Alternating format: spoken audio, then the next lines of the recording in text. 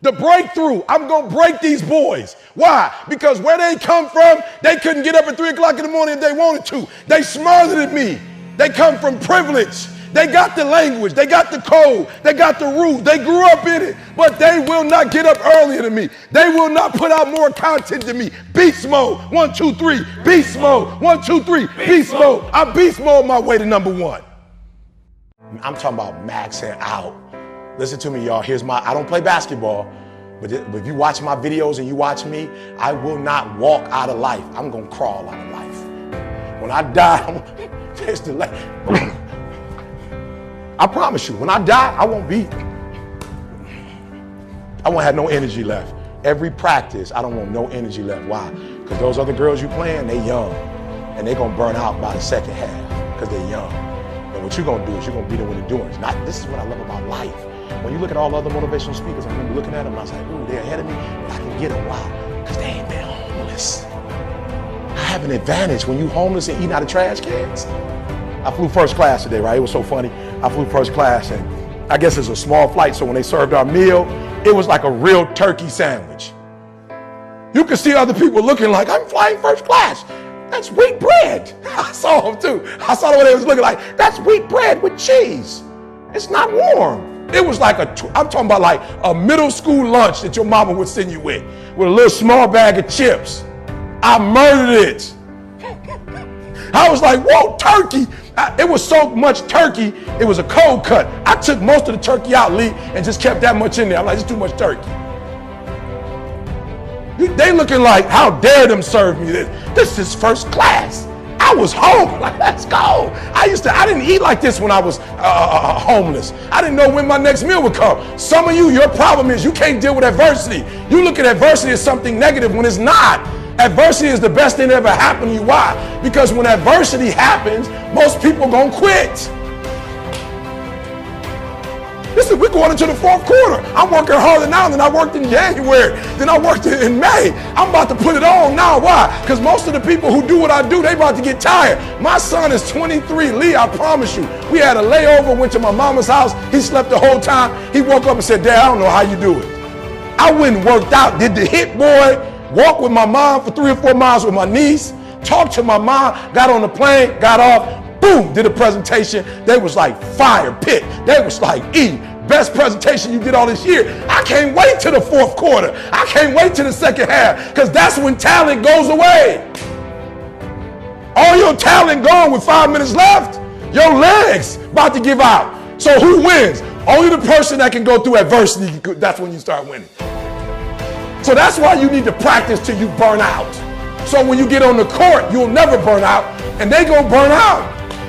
They gonna burn out. I'm telling you, if you see it, it's like the game goes up and down and up and down. And the last 4, y'all gotta go watch Michael Jordan when y'all get a chance. He would always take a break at about maybe 10 minutes. He'd come back with 6 minutes left in the game, and Mike would come in those last 5-6 minutes, he would kill you. I never said when you want to succeed as bad as you want to eat, because you can go 21 days, maybe 30, but without eating. I never said when you want to succeed as bad as you want water, because you can go about 3 days or so without it. I said when you want to succeed as bad as you want to breathe, you probably only got a minute or so.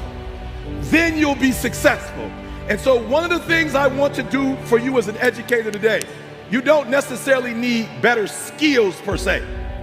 That's not what you need. But what some of you need is to go from 70% to 120%. Some of you need to go from 80% to 120%. The reason why I'm giving 120 is because your daddy's not in your life. The reason why I'm giving 120 is because your father's in prison. The reason why I'm giving 120 is because your mom is working 2 jobs. The reason why I'm giving 120 is because your grandma is raising you. The reason why I'm giving 120 is because you live in a community where education is not valued. So I don't care what you do academically, when you leave here, you can't go and get credit for getting A's. That in your neighborhood, in your community, nobody affirms you for reading at a certain level. Nobody affirms you for doing well on your ACT or your SAT. Where you come from, education is not affirmed. So even if you are a scholar, you have to keep it to yourself. You have to suppress it. So the reason why I give 120 is because your daddy's not there to give 80, and your mama's too tired to give 100, and your grandma is washed out, so she's giving 50. And y'all do that little stuff about you gonna eat, but y'all ain't got no doggone motor. You get tired quick. You practice for 1 or 2 days, you wore out. You do a couple hours, you tired. But yet you compete against people right now, that's their lifestyle. And you think they about to let you take their lifestyle? I don't want to do it as much as I want to eat. I don't want to do it as much as I need to breathe. I want to be the best in the world as bad as I want to breathe. I want to be the Michael Jordan of education. I want to be the LeBron James of education. And I ask you the question.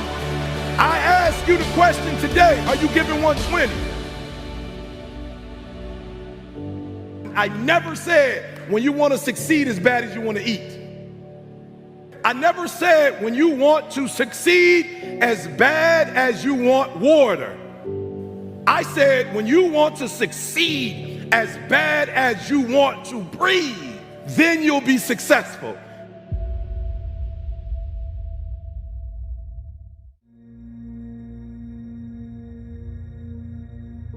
Like I told my professor, what happens if I fail? He said, what happens if you pass?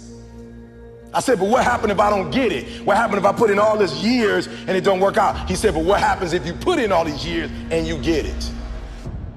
Some of you are interested in this work and you like telling people you do it. It make you feel good.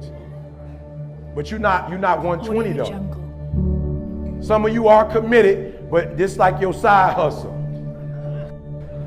I'm just being real, y'all. I was fully committed. I left everything and started doing it. And because I was fully committed, the world responded to that commitment. But you just interested. You're not really committed to it. You're not putting in 50, 60 hours. When my wife got diagnosed with MS, I never quit doing the work because I wasn't doing it for people. I was doing it for the kids that I was doing it for. So even with MS, she had to quit her job. I had to take it to another level. What up, what up, what up? Some of y'all are negotiating, not because of the company. You negotiate because you're not the best at what you do. And I need y'all to go back and be the best at what you do. And then I need y'all to come together as the best and then take this thing to the next level. And there are some of you, you know what you want. You know what you want, but you are not personally willing to do the work it takes to get it. What you're trying to do is do what you've done on this level and get the next level. You're trying to do exactly what you're doing on this level. You're like, I'm getting up every day. I'm putting in 2.5. I'm putting in 3, and I'm not getting the opportunity. The opportunity might require 3.5. I'm lifting weights. I'm eating right, and I'm not getting the opportunity. It might require getting up and working out 3.5. It might require you saying no to your friends. It might require you changing your diet. It might require you moving to another city. Whatever it takes, you got to be willing to do it, and you keep saying you're not there because of something else, because it's easier to blame somebody else. Because now you don't got to do no work when you blame somebody else. Guess who got to do the work? They got to do the work. But guess who got the power? They got the power. How many of y'all tired of other people having the power? Let me see your hand. You want the power. I'm just being real, hands down. Hands down. Think about what I just said. How many of you want the power? Let me see your hands. Good. Write down next to your crazy idea some of the things that you know you're doing wrong that's messing up what you're doing. Audio Jungle.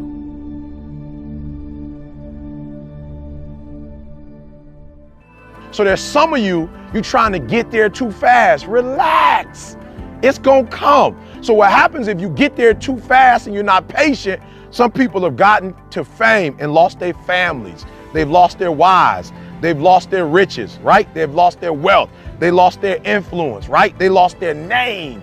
Listen to me, and a good name, man, it's hard to get a good name. It's even harder when you lose it to get it back. So be patient. Most of you won't be successful because when you're studying and you get tired, you quit. And I'm here to tell you today, if you somebody came in my office the other day crying. I said, look, don't cry to give up, cry to keep going.